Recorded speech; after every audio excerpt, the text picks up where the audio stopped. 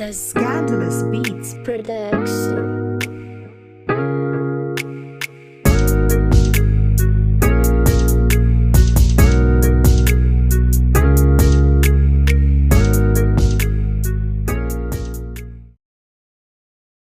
Hi, it's your lovely host, Tiasha Tonies, and I am sipping hot chocolate at the round table today with Chad Rhodes Sr. You all give it up for Chad Rhodes Sr.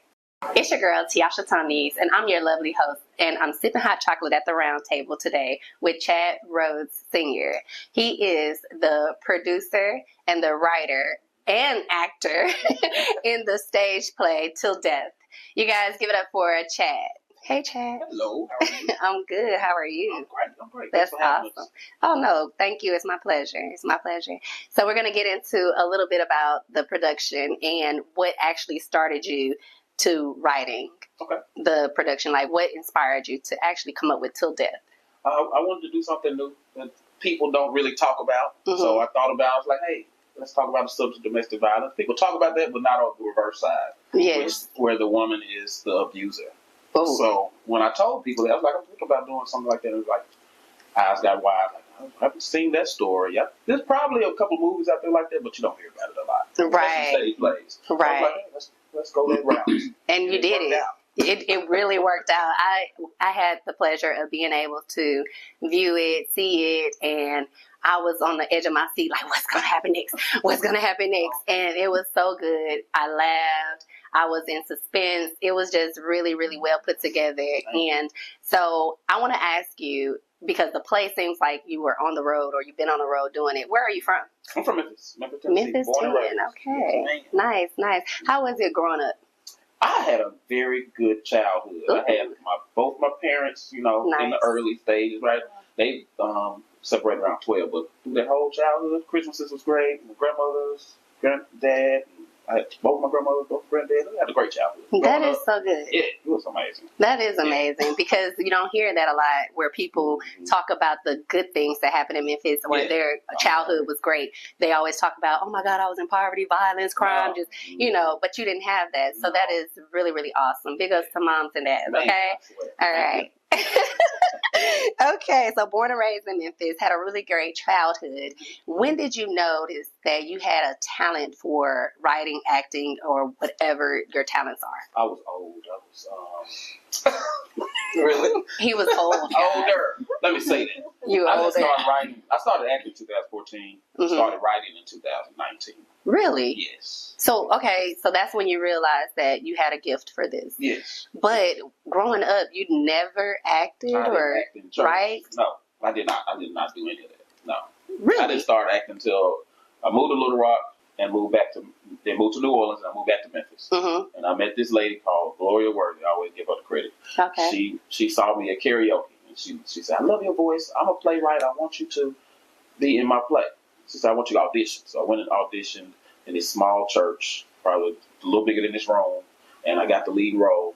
Okay. And it just kind of went there. Crazy after that. Yeah, I just caught the bug after that. And I know that he really he flew by the part that he can sing. He can sing. Okay, he can sing. And no, he can sing. When I heard it, so you guys, I was on social media one time and I was scrolling, and then he was singing, and I said, "Wait a minute, this brother can sing." And and I said, "Wow, he's like a quadruple threat."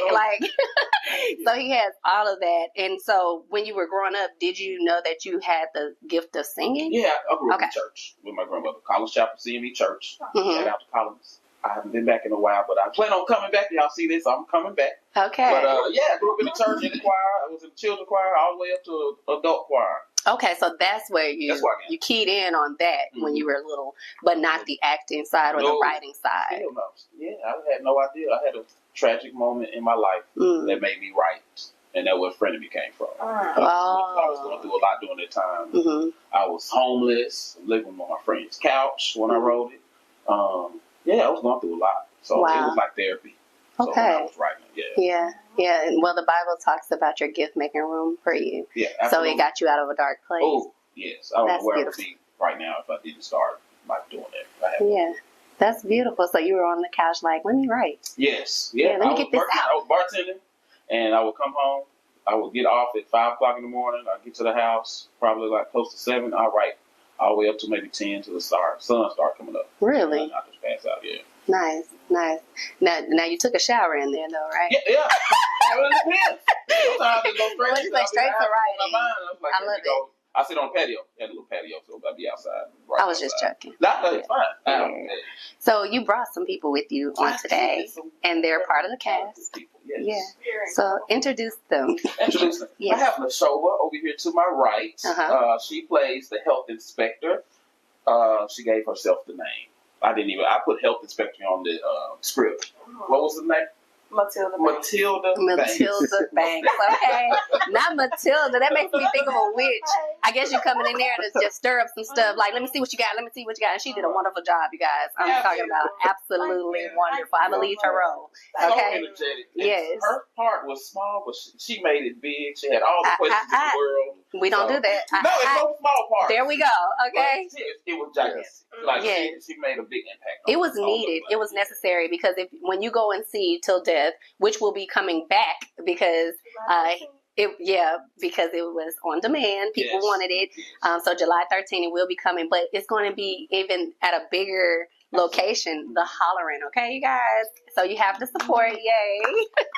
Yay. So her role was needed to tell the story. Yes. So it's no small parts, even if you came in to flick the light on, okay? I'm an actress, so I have to make sure everyone knows. If you give me a part, I'm going to flick that light, okay? Yes. Yeah, she did wear a pinky up. She had a smile. But that's right. So now introduce us to... Mr. Joshua, right over here. He's the leading character in the play. He plays Philip, the abused husband. Oh, he played. I don't know if he's been abused before, but he played a hell of a He did. Okay, like Joshua. Yes, ma'am. Oh my God, I believe that he was hurt. He was sad. He was miserable. He was depressed. He was confused. He didn't know what to do. He was at his wit's end, and that poor man was getting, oh my God. I'm like, it's tragic to watch. And so he did a very, very wonderful role. Now, how is it playing that? It was definitely a challenge just because I've never been abused before. So I had to tap into like some emotions and everybody has been depressed. So I had to think about those moments where I really struggled with, deep negative thoughts before, and I had to kind of pull from that to kind of get from the abuse that Philip went through. Right. So, right. And I know she's not here today, but the leading lady, Ariel, she gave it to him. Okay, so he couldn't help but feel it because she laid it on him. Okay, I felt it. He wasn't even gonna come audition. I found out. Really? Yes. After like the second time we did it, second or third show, that's maybe. The third show. And told me, I just want to tell you, I was not gonna come audition. Yeah. What were you? Tell me. Go ahead. Say. So the day of the auditions, I had already fill out the audition form and everything. I was gonna go. And I woke up that morning and I was feeling very discouraged. My anxiety was going up. I was thinking real negative about it. And I was like, I'm not going to go. And then God spoke to me. He said, if you do not try, you will not succeed. Oof. And I said, I'm going. That's it. I'm going. And the key part was that you were able to listen to the instructions. We often ask God to order our steps. Yes. And we don't take the order. Yes. We don't take the instructions and we go whichever way we want to. So kudos to you for actually hearing God and then applying what he told you to do because you played that role. Thank you so much. You were him. Thank you so much. You can't see anybody else in that role. No, not at all. You were him. And so that's phenomenal. And for you to say that you haven't ever been abused, that's a blessing. Yes. That's a blessing. And we do struggle with some doubts, and people think that it's you don't ever doubt. Mm-hmm. Just because you believe in something doesn't mean that you don't have those times that you're not motivated or you have those times that you doubt. Mm-hmm. You know, I mean, even with everything that I do, you know, should I be doing this? Maybe I need to just stop. It ain't nothing came out of it yet, or, you know, just different things like that. But God has a way of showing you who you are and who he thinks of you, what he thinks of you, and who he created you to be. And so for you to say, okay, and then do it, like you said, if you don't try, then you won't succeed. But you didn't just try, you did it. Okay? And I often tell people, stop saying you're trying when you're doing. Yeah. So good job. Great job. Man. Phenomenal. I love even in the rehearsal. It was like, oh my God. Like, it's like with her energy, it's like he had no other choice but to match her. So when she, you know, so I think they did good together. They did. I know they did great together. Now, about your role as the health inspector, Matilda. Okay. What was it like for you to go on stage and have to portray this person that's correcting everything or inspecting everything? It was, like you said, you have to tap into it because my personality, I'm very bubbly, friendly, and she was very stern. You know, like I would shut this place down. That's right. So it was kind of like, okay, Shoba, you get it together. You know, you don't have to be stern with them, be mean, and it was different, especially coming in. I used to act, so getting back on stage, it was like, okay, you're gonna have to do this, and when you do it, you're gonna have to do it well. You know, that's it. So. I originally wasn't even going to audition for the health inspector part either because I was going for Phoenix. Okay. As an audition. Okay. And that's the one that was behind the bar. Okay, Yes. And James, the director of the play, he's like, "How are you going to read for the health inspector?" And I was like, "Well, I hadn't planned on it, but you know, like, let me go for it." Yeah, and I read it, and I ended up getting the part. So yeah, you nailed it. Easy decision. She came with a lot of energy. So like she amazed us from the jump. So her energy is amazing. So funny. Yeah. So in funny. You guys, it's crazy how this young man right here, Chad, he at the end, he didn't just take the applause for himself. He actually pointed out every individual that had something to do with the success of the play.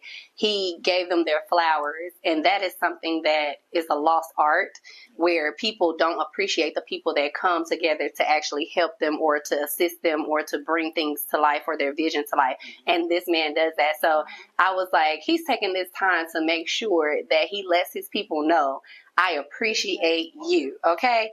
And so that's a big thing. I made a post about Memphis becoming the new Hollywood because we have so much going on in Memphis. How do you feel about that, Chad? I love it. We got so much talent in Memphis. It's crazy.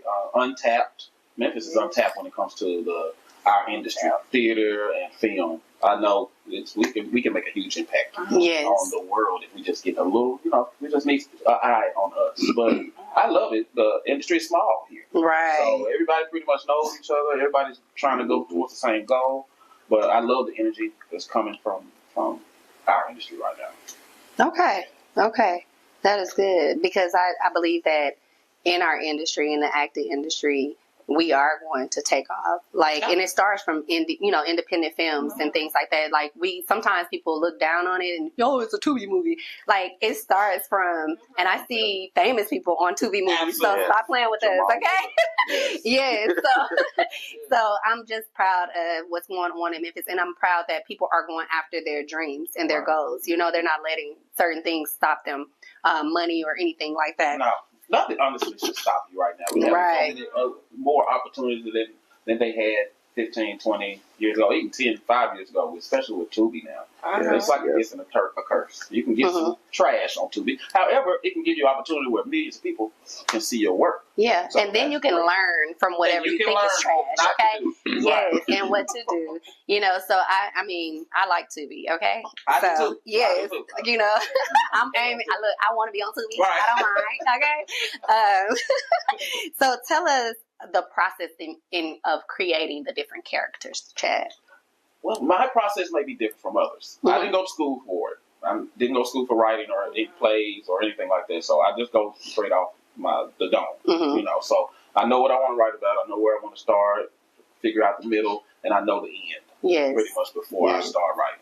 So I don't always know all the characters. Like I didn't know I was gonna have a health inspector when I started writing, but I got to that point.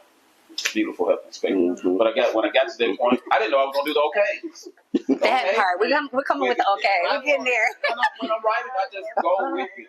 The story carries itself pretty much. Nice. You know, and all of my productions have been like that. Okay. I start writing and I just let the Lord use me. Yes, and you have several productions now, right? Yes. Yeah. So Til Death is third.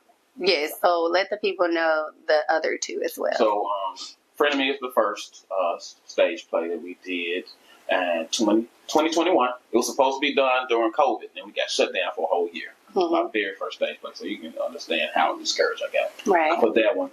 Then we did Triangle in 2023, and that was a hit as well. Really love that play, and then now we're here. 2024 with our third Til Death. And Frenemy is going to be a movie, though, right? Yes, we've already wrapped filming. We are in the editing process now. We may have to shoot a couple other things, but other than that, we're pretty much done. I'm hoping to be done and complete with that and premiere it in July. Yes. Shortly after we do the stage play. Nice. Okay, so he's coming back to back with this, okay? He finna hit y'all hard, all right? Yes. Y'all make sure y'all support it. I'm looking forward to Frenemy. It's going to be funny. Too. And everything, like especially since I seen Til Death. Okay, now I'm like, let's go. So yeah, it's really a good look, Chad. Really a good look. Did you feel the need to add like, I don't know if I'm supposed to say this correct. Don't counsel me. A gay person or a homosexual because of what society, the council culture or whatnot, or was it? How did that process go? No, it just fit. It fit like. If you didn't see, it fit the plot twist. And I didn't have a specific reason. I'm not going to say it. Okay. It happened just like in Triangle. I had a gay guy played, great talented guy, Brian Kenton. Nice. He won an award for that, for Triangle. Nice. He's gay, and he did a phenomenal job. And his character, of course, was gay. He said he'd never played a gay man before. But he's not. He's gay. But he's never played. Okay.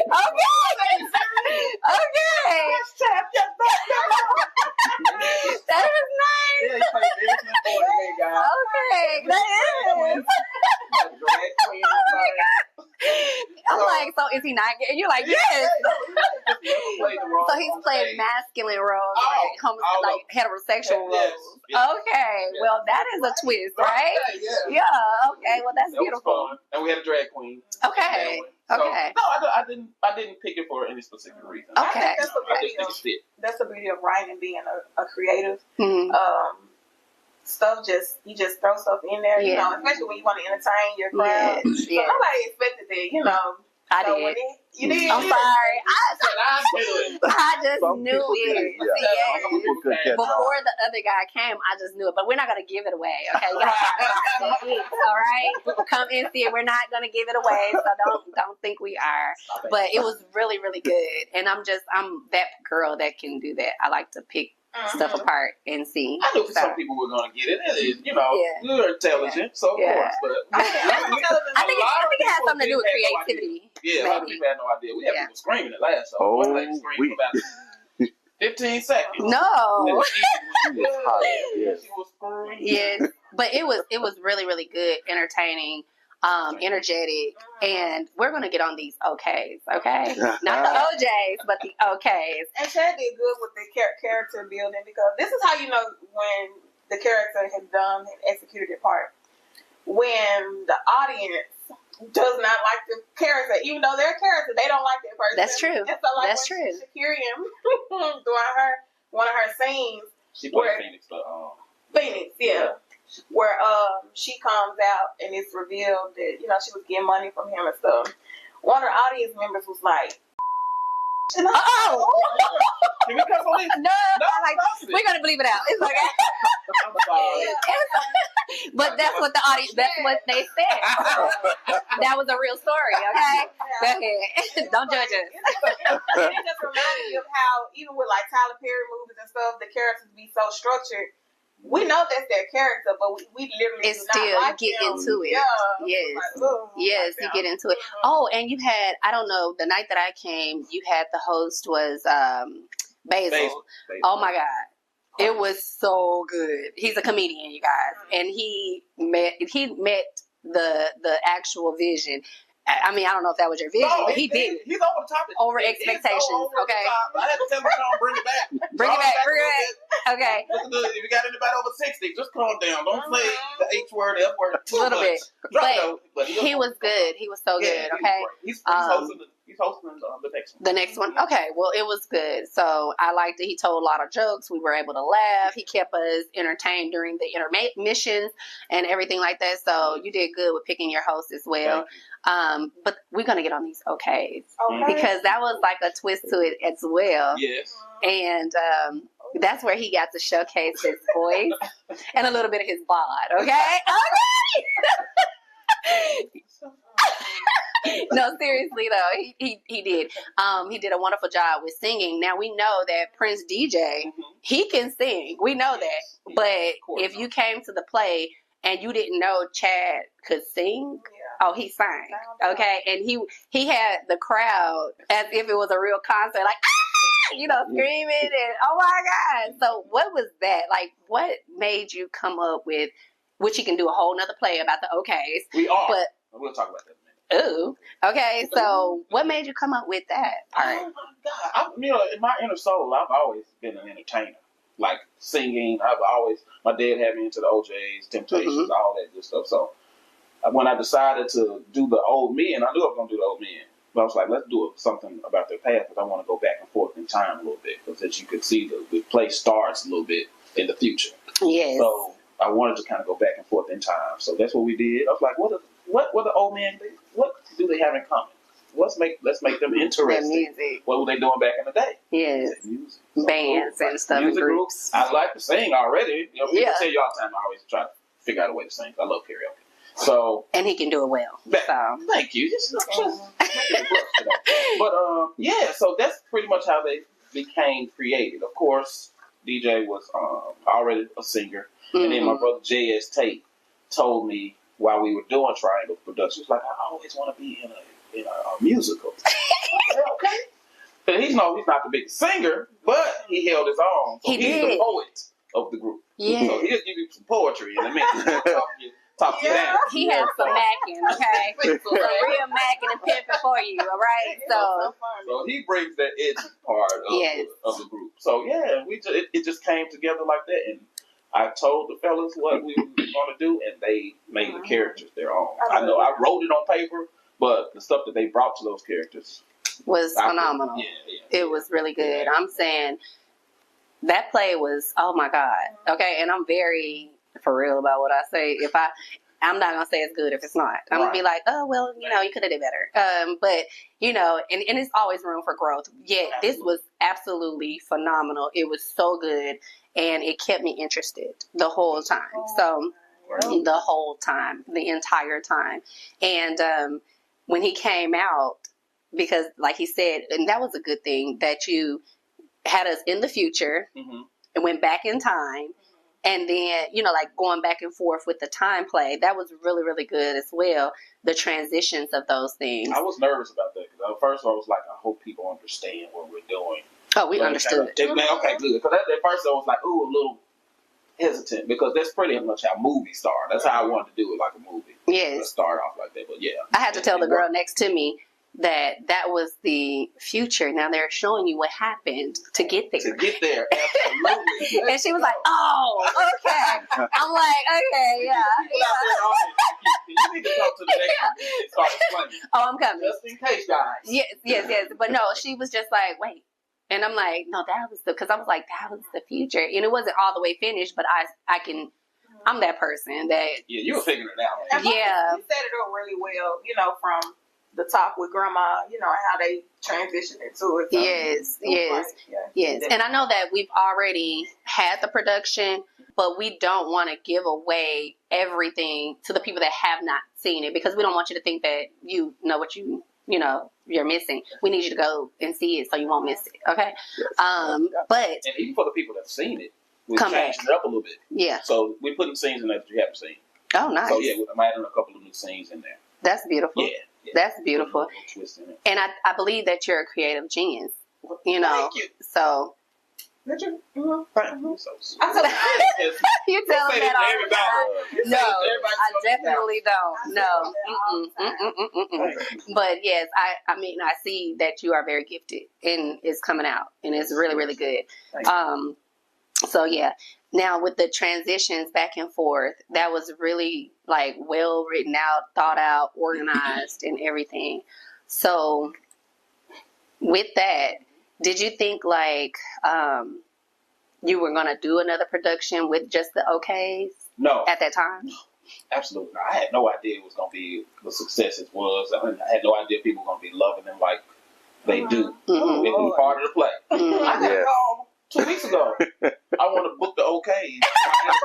I am not lying. This did guy, you get booked? We weren't able to do it. Why not? DJ always got these Big. shows. Okay, I understand. Yeah, I was like, but at first I was like, "This just a play. Yeah. We're not." But they were like, "Man, let's do it." No. I was like, "Okay." So we was like, "Are y'all available?" No, they weren't available. So we couldn't do it. But hey, if you want the OKs, come on out, man. Hit me on the hill. Book them. So when he came out on the stage, after everything transpired and we got into real time of what really happened during Til Death, to give us the timeline of what, led up to the opening, he came out and I was so shocked. Now, he shocked me on that one, okay? I was shocked when you came out and you were an old man. Oh, the first day, the initial time? Yes. I was like, that's Chad. I was like, oh my God. And he played, you would think this man was old for real. He played that old man, all of them, even Prince DJ and J.S. Tate. They played that old part. And I'm like, oh my God, they were fussing. They were everything that an old person would be doing. I believed it. So you guys got to come out and see this play. Like, it's coming July the 13th. July 13th at the Hollering. I can never say that right. Hollering. At the Some people Hollering. say Hollering. Mm-hmm. I've heard 2 or 3 things. But yes, it's at the Hollering right next to the Orpheum. It's the sister. Yeah, that's the same company. Yeah. So at what really time? Excited. 7 o'clock. Saturday evening. Doors will open at 6. We'll be able to get to the theater at 6:30. And it's going to be a time to be had. Yes. We're going to have a ball. I promise you. Yes. I got a aunt. She literally called me after they play and was like, "Girl, I'm ready to see it again." Yes. So when I called her, so we were going to encore. She was just like, and she's like, "I know you lying." I was like, "No, we are." And she started talking about the OKs, and she's like, "I had to tell my husband last night. We went to the OJ. He saw some, a couple of OJs over. She said, them the OKs." Don't say the OJs. Yes. And so with that, last time it was several times that they were able to come and see it, right? 4 shows. We got one more time. We're doing it in Memphis, Tennessee. So you guys got to get your tickets. Are they able to get their tickets now? We went on sale yesterday on Ticketmaster. Okay, on Ticketmaster. And it's only one show, so I would advise you all to get your tickets now. Yes. While they're good. Why not? We got a couple left. They're already jumping off the shelves. Yes. So don't call me the day of talking about I need a ticket. No, this is Ticketmaster. This is totally different, whole little theme here. Yes. I don't have control over those tickets. They are going to ask for your ticket at the door. So get your ticket now. And let me tell you about an encore. I was very hesitant on doing encore because encore sometimes you may not always be successful with bringing people to those. So I've lost before at encore. So I prayed about it. I was like, and I got, that's what I wanted to make sure that I did. I said, I want the Lord give me a sign. You think this is going to be good, and we're going to produce some finances for this one because I don't want to take any losses. And so he just started giving me all these signs like, go ahead and do it. Nice. I got you back. You just already put the work in, so so we trusted in him. That's and it. We know we're gonna pack the house and try and bring Memphis out. That's it. And I believe it's going to be successful. I believe because every show had a crowd. Yes. And so I know that now the people that missed it, they'll be able to come and they'll be able to support because it's really good entertainment and you're going to spend your money on other things. So why not, support this talented young man. And so you're welcome. And so I believe it's going to happen because encores are kind of tricky and iffy. We did a play, and I don't do plays, guys, but with my church I will. She told me to. Because you told me I don't do plays. I don't, because it takes so much time, but that's okay for whoever it's for. I love it because of what you give to the audience. But anywho, it's not about me. We did a play called Her Needs, His Needs at the Hollering, and then we brought it back because people were saying they wanted, and we packed out the Orpheum. Okay. Yeah, I missed that one. I heard. That's okay. We're going to be in Jackson. Okay. So I need you to come to Jackson and be able to do it. Anyway, that was just my little plug for Her Needs, His Needs. It's going to be in Jackson, Tennessee, guys. I heard it was amazing. It is. It is so good. Yes, we packed the house in Orpheum, and they thought we couldn't because they thought we were amateurs. I mean, yeah. But God is not an amateur. Okay. Yeah. Right. So I'm just saying it can be iffy. But I know that this is going to be successful because it's so good, okay? And we've been talking about it and everything. People were tagging you on their experience and things like that. So I'm looking forward to it. I've seen it. I want to see it again. I want to bring some people so we can laugh together. The fam, it's a great girls' night out, guys' night out. Yes, yes. And then every show is different. Like it is. Each day it seemed like it was just better and better. So I can only imagine what this is about to bring. Yes. And so with that being said, Chad, can you relate to any of the characters, like going through whatever the characters went through? Let me say this. The show is not about my life. No, okay? it's not. It's not. But I can relate to some things that Philip went through. I was married before. Okay. Okay. Yeah. Hey, exclusive here on Sipping Hot Chocolate at the Round Table, okay? If y'all didn't know, okay? Okay. I got 2019. Okay. But I can definitely feel Philip a little bit in some things going through his marriage. Of course, my days working at the bar and the restaurant, I feel that as well with my character. Yeah. That's about it. What about the health inspector? Could you feel anything with the health inspector? I mean, I've never been a health inspector, so that's not something that I just say, hey. Yeah. Like, right. So, we're not going to get into details about his personal, relationship or, that exists or non-existent. But what we're going to say is, what I want to know is in, the Philip. Was that your character name, Philip? Yeah, because you're Joshua. Yeah. Okay, so with Philip and going through what he was going through, the thing I think that women have lost is the nurturing part and wanting to be so dominant and masculine. And now it's like a back and forth in life. You see it on social media where you're like, oh, where's your femininity? And, and I'm in my soft girl era. And it's like, is that an era? Shouldn't it be forever? Like, right. And sometimes because of the dynamics of what women go through, I think that they tend to take on this masculinity. Is that something that you all can relate to watching? Like, what do you think about that part? A woman being so dominant. Just think. Oh, go ahead.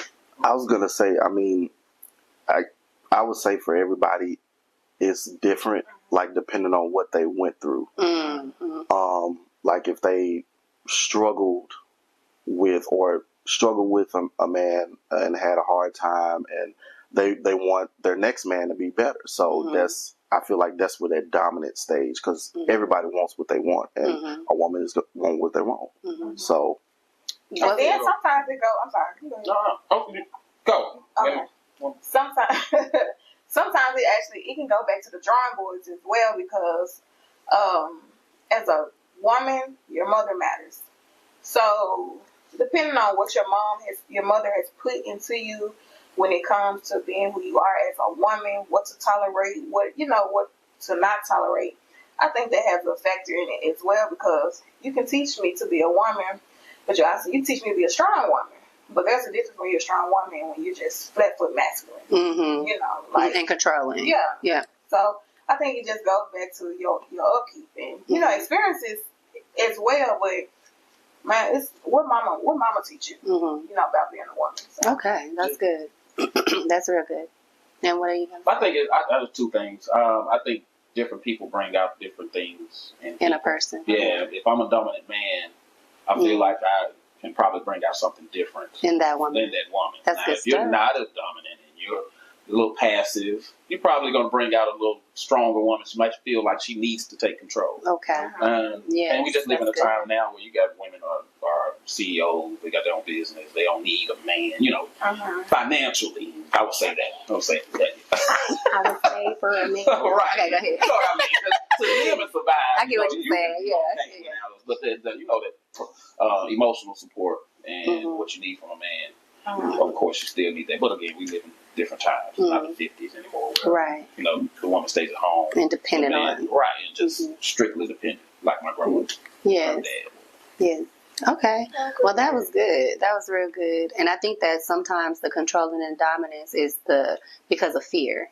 You know, of whatever they've been through and having trust issues as well. So you have to get to the root of, you know, why. Like, well, I'm not going to chime in on that. I was going to go into what happened at the end, but we're not going to do that. Yeah, so it's just getting to the root of everything to be able to say, okay, I acknowledge that this is an issue and it's causing issues in my relationship.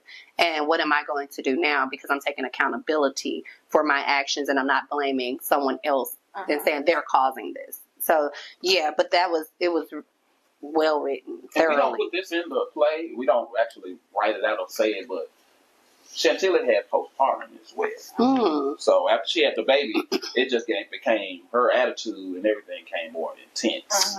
I just never. No, on the play it does give that. I don't think I said it. You don't say it, but it gives it. Okay, like it definitely gives it. Yeah. She's juggling a baby, but she was still a certain type of way before. She was, right. But it really got extreme. Yeah, it really got extreme after. Yeah, but yeah, she still had it. She still had just a little bit. Yeah. Yeah, but I was able to connect that. Like, she just had a baby, you know, she's going through her own emotional things and she wanted things to be a certain way. She couldn't handle certain things. This was her first child. So she was letting the house go, letting herself go. And he was out working and she's like, you having a good time. You know, like, hold on. You know, so, I mean, all of that played a part in it. Yeah, but that's where you have to really reflect and say, is something going on with me? Let me make sure that I communicate that and in the right light and get the help that I need. Correct. So, yeah. Too late. See, I don't have my man. Oh! It's okay, though. It's okay. Well, you guys didn't hear that. They didn't hear it. You know. Come and see what she's actually talking about, okay? Okay? I've been sitting up here trying to watch everything I say. That's when you know you're having a good conversation, okay? Okay. So, we're going to have a few more questions and we're going to wrap this up, you guys.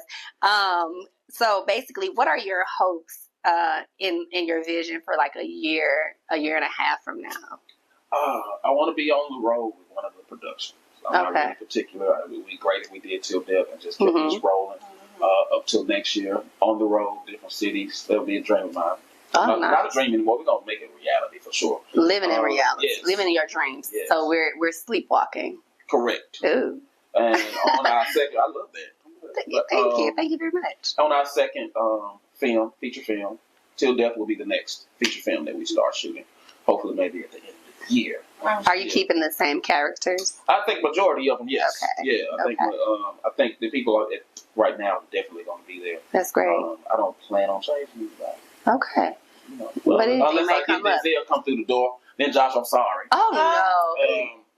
There's Will Smith, you know. No offense there. As long as I get to come to every rehearsal and watch it. And watch and see how you can actually make your okay. Come on, like, you get on the road. Hey, look, I'll be the understudy. Fake my part. I will really direct and I would make sure that I'm here for it. I'm here for it. I love the cast. Yes, they did a great job. So Josh, I need you to be a Yes, they brought your vision to life. So that's really, really good. All right, so like I said, a few more questions, and then we're wrapping this up. When it comes to, like I just asked you about keeping your cast, a lot of people here in Memphis, they stick with the same people, and it's been kind of like an argument about that, and I just don't see why it's a problem. And they feel like, you need to give me an opportunity. Well, step your game up and introduce it, but sometimes you don't even hear about the film because of that. How do you feel about that? I don't believe in cliques, first of all. I know I heard that before. Like, when I first started, I got all my friends and the people I knew, the actors that I knew. I called them personally, like, hey, when I did Friend Me, I got a character that I think you'd be great for. That's pretty much how Friend Me started. And we just became like a family. And these were people that I could trust, and I knew they were going to be there. They were reliable, and I knew they were going to kill it every time they hit the stage whatever we did. So I was comfortable with these people. So it wasn't like I was like shooing people away. I was not. But I did learn along the years where I was like, it's always good to bring a little fresh blood in. And that's what we did with this production. Yeah. And even the last one with Brian, because I'd never met Brian before until he did the audition. He sent his audition in and he killed it. So it was great working with him. And then the few people that we have, it's 80% of the people in this play I've never met before. And it's been a great ride, and they have been like the best. The energy has been great. They're easy to direct. So this is definitely one of the best productions. That's beautiful. That I would say I've been a part of, and it's been mine. And he's been a part of several productions. Yeah. He's an actor, like for real. So every time I look up, I see Chad in the film. Okay. So something about when people, they call it like pre-casting. You can't get upset when that happens. You know, these are people a lot of times been in the game a little minute. They got the experience, you know, so people know what they're going to come with. And so when it gets to that point, you have to create your own opportunities. If you feel like you can't get in there, create your own opportunities. You see what I'm saying? So, like, I was that person. Like, hey, I always casting the same people. Then I'm like, bro, I'm a writer. Yeah. I write very well. Yeah. So I got some stuff I'm working on now. So it's like, let's get go create my own stuff, you know? And you go from there. So you don't sit around and wait on somebody to be like, oh, yeah, we looking for new talent. No, you be that talent. Do what you need to do.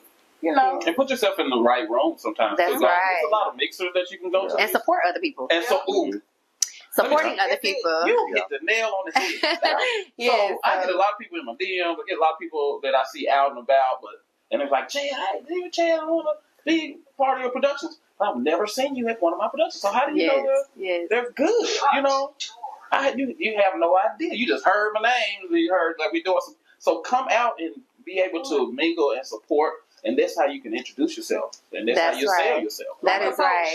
That's right. So, what you're writing now, is that film or play? Right. Play. Okay. I was gonna say, tell me about it, but no. Like, let me know about it. But congratulations on that. And then this is the other thing. I've always kept this in mind. The person that wrote it, or the person that's going to direct it or whatnot, they know what they're looking for. Absolutely. Yeah. So how can you get mad because you don't fit the vision? It's not that you're not good. It's not about you at all. It's just that I have a certain person, a certain build, a certain weight, a certain look, let me do this because this is what my area is. And then when you get chosen for it, then you just show up and show out. You get what I'm saying? And bring that person's vision and script to life. And that's, that's how that goes. Now, if you had to choose one of the things that are great about you, one of your gifts to actually do for the rest of your life, Chad, out of all the many, singing, acting, directing, and writing, which one would you reluctantly or have to just choose? Just choose. God, that's hard. I would acting. Acting, yeah. Because you could do all of it. Yeah. You can actually do all of it, kind of, sort of, right? I started. Yeah. So just hitting the stage. I don't know what I would do if you started singing, right? Me all the time. Singing in church. Yeah. Yeah, singing in church. But acting. Yeah, that's always, I love the stage. Film is great, but stage is nothing like stage. Yeah, it is. And the reaction. I love that part. That's the part I love to impact, So how would you, and we're going to move, we got two more questions. And how would you actually, how do you think that you can positively impact the film and the acting community right here in Memphis? I think we just bring in good quality entertainment. There's a lot of things out there, but I think every minute of the production, you got your eyes open and you're ready for the next scene. So I just think bringing that good quality, good energy to our industry will make a great impact. So that's good. And what would you being teachable? That's yeah. You got people who do what you do better than you. You know, so it's like. And don't hate. Don't hate. Reach out. Yeah, don't hate. Celebrate. Yeah, support. And and give props when props are due, and then learn. You know, yeah. So what would you actually take away from like that is it's not needed? We need to stop this right here, right now, just to make it better in our community. I guess it's a lot of little bickering that we do. The communication can be a lot better. And coming together. And sometimes supporting one another. People's like, we need to come together and do projects. Sometimes it doesn't always take that. Everybody doesn't work well together. That's right. Let's get that. That's right. But we can still assist each other in some kind of way, even if it's sharing a post, even if it's liking a post, even if it's or just coming out. Come out, buy a ticket. If you don't come, give the ticket away. Yeah. So that's how we can assist each other. Right. You know, I know it's a couple people that's in the industry that needed something from me, and I don't hesitate. Like, because I know I might be in a situation soon, or I was in that situation before. Like, I've loaned my set out for free, no charge, or I'll assist if you need assistance with your production. That's the only way we're going to grow. Good stuff. Yes. Okay, so we're going to actually start with you. We want you to tell the people where they can find you for bookings or whatever else. So look into the camera, let them know. On Facebook, you can find me at Joshua T. Horton. Instagram, JTH. So it's JAYTEE, the number 8 and CH. Okay. Wow, man, if you need to go back and look at that. Right. And so we want to know where we can find you. Okay, guys. I am Nashoba. You can find me on Facebook at Nashoba Woodall, or you can add me at Rosa Parks on Facebook as well. And my Instagram name is Shownuff Cute. It's SHONUFF Cute CUTE. And what about that Nashoba? Can you? Nashoba NESHOBA Woodall WOODALL. So Chad, yes, I would like for you to let them know where they can get the tickets, when it's going to be able to be viewed and seen, and all of that about Til Death. Well, you can go on Ticketmaster right now, punch in Til Death, and you can get your tickets today. Tickets went on sale yesterday. You can go on the Orpheum website and get your tickets from there as well. You can find me on IG, Chad the Creator, Facebook, Chad Rhodes Sr., YouTube, 3 Diamonds Productions. But I'd rather you find me on Ticketmaster right now. Go to Til Death and get your tickets. Get as many as you want. We got a few left. Right. Well, thank you all for being here. I thank you for taking your time out to let the people know what you do, how they can find you, and having this conversation while sipping hot chocolate at the round table with me. And you guys, I would like to give a special shout out to everyone that assisted making this happen. That's Priceless Jewel Occasion, that is Plugged In, Plex Studios, Scanless Beats, and you guys, thank you so much. Thank you. Now, although we love sipping hot chocolate at the round table, we always bring you the hottest tea.